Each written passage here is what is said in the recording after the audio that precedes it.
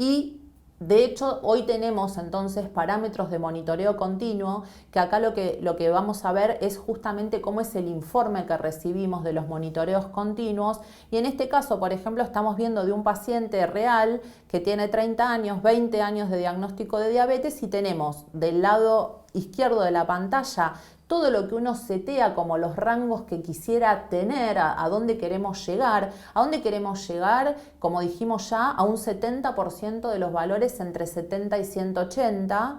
Y también queremos llegar a que haya un menor al 4% de presencia de hipoglucemias. Y cuando hablamos de hipoglucemia hablamos de menos de 70 miligramos decilitro, ¿sí?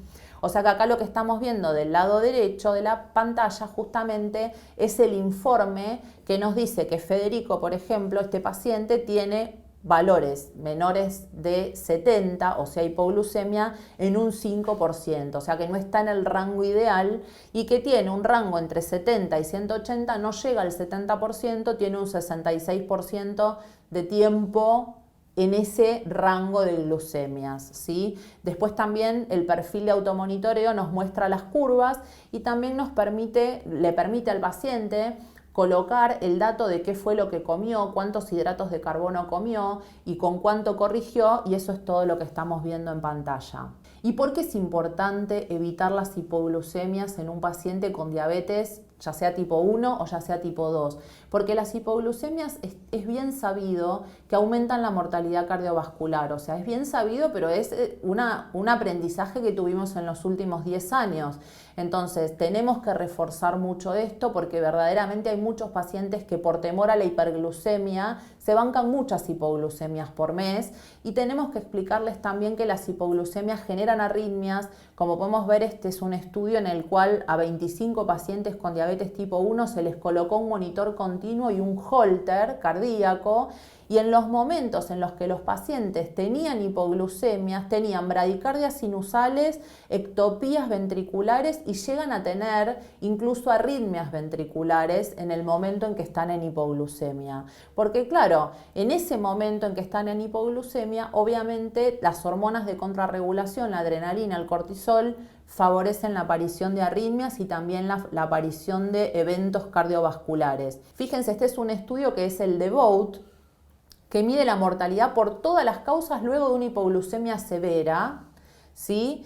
Hipoglucemia severa le decimos a aquella que requiere la ayuda de un tercero para su recuperación. Y fíjense que tuvieron los pacientes una mayor mortalidad por todas las causas en cualquier momento, o sea, dura hasta un año incluso el riesgo que genera, porque es en el momento de una hipoglucemia severa realmente es una secreción de adrenalina muy alta la que sufre el paciente. Y vamos a ver acá todo lo que genera: un estado proinflamatorio, alteraciones de la coagulación, disminuye la vasodilatación y genera disfunción endotelial, y cambios también miocárdicos como aumento en la contractilidad, sobrecarga cardíaca. Por lo tanto, bueno, prolongación del QT, o sea, arritmias, isquemia, alteraciones en la repolarización, o sea que tenemos que tener en cuenta a las hipoglucemias.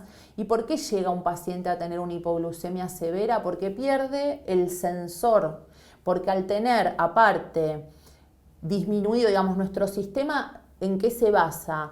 De una forma parácrina, ¿sí? Las células que liberan glucagón, que son las células alfa, parácrinamente están pegaditas a las células beta, ¿sí? Y entonces en el momento en donde el paciente está entrando en hipoglucemia, disminuye la secreción de insulina, y esa disminución en la secreción de insulina favorece el aumento de glucagón en forma parácrina. Ahora, si el paciente no tiene secreción de insulina propia, por lo tanto, en ningún momento disminuye la secreción de insulina en el momento de la hipoglucemia, tampoco parácrinamente estimula al glucagón, y ese es el comienzo del problema. Por eso esto ocurre principalmente en pacientes que no tienen ya función de la célula beta.